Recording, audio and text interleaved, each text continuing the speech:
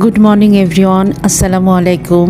আমি রোজার মাসে ঘুম থেকে উঠতে একটু দেরি হয়ে যায়, আর বারান্দাতে দেখতে পাচ্ছেন গাছগুলো। চলেন একটু বারান্দায় আপনাদের সাথে আজকে আমি গাছগুলো শেয়ার করি। সেদিন আপনাদের সাথে কিন্তু একটা ডেইলি ব্লগ শেয়ার করেছিলাম এবং বোনকে গিফট পাঠাচ্ছিলাম, সেটা তো ছিলই, সাথে কিন্তু আমি নার্সারিতে কেন গিয়েছিলাম সেটাও আপনাদের সাথে শেয়ার করেছিলাম। তো নার্সারিতে এই পটগুলোই আমি কিনতে গিয়েছিলাম। তো আসলে অ্যাডিনিয়াম গাছগুলো রিপোর্ট করাই হচ্ছিল না, ওই যে আলসামি ধরেছে, রোজার মাস। তো আসলে কালকে রাতে আমি রিপোর্ট করেছি, আর সকালেই ঘুম থেকে উঠে দেখি যে গাছে পাতাও হয়ে গেছে। আমার যে কি ভালো লাগছিল, মানে অ্যাডিনিয়াম গাছগুলো রিপোর্ট করাটা খুব বেশি জরুরি হয়ে গিয়েছিল, কারণ শেকড়গুলো এত বেশি হয়ে গিয়েছিল যে গাছটা নিঃশ্বাসই মনে হয় নিতে পারছিল না, আর পাতাগুলো কেমন অসুস্থ পাতাই বের হচ্ছিল। তো আলহামদুলিল্লাহ রিপোর্ট করার পরের দিনে যে এত সতেজ পাতা বের হবে এটা কিন্তু আমার ধারণারই বাহিরে ছিল। এই মানি প্লান্টটাও কিন্তু কালকে রাতেই আমি সেট করেছি। এই সিরামিকের পটটা পড়েছিল, তাই ভাবলাম যে মানি প্লান্টের কাটিং দিয়ে এটা সাজিয়ে নেই। আর এটাও কিন্তু আমি কালকেই করেছি আমার অন্য মানি প্লান্ট গাছের কাটিং দিয়ে। আর এই গাছটা দেখেন, এই গাছটা কিন্তু একটা কচু গাছের পাতার মতো একটা গাছ ছিল আমার।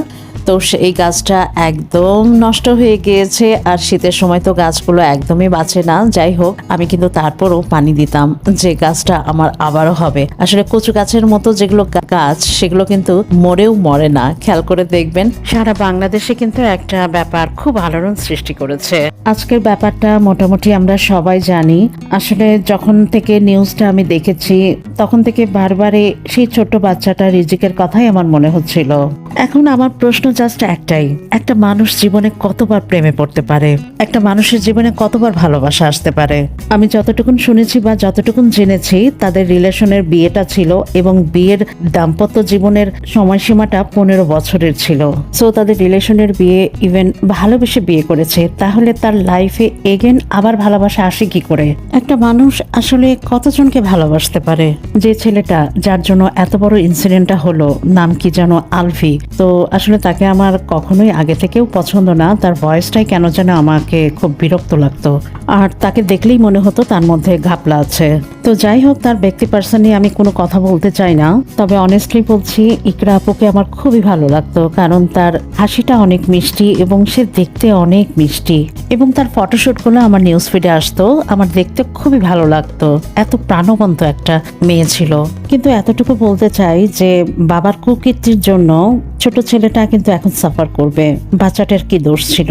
মাঝখান থেকে কিন্তু শুধু বাচ্চাটাই মা হারা হলো, আর সেই আলভি ছেলেটা, সে হয়তো 2 দিন কুমিরের কান্না আছে না, কুমিরের কান্না হয়তো কানবে, তারপরে হয়তো আরেকজনকে, তারপরে হয়তো কেন অবশ্যই আরেকজনকে বিয়ে করবে, আরেকজনের হাজবেন্ড হয়ে যাবে।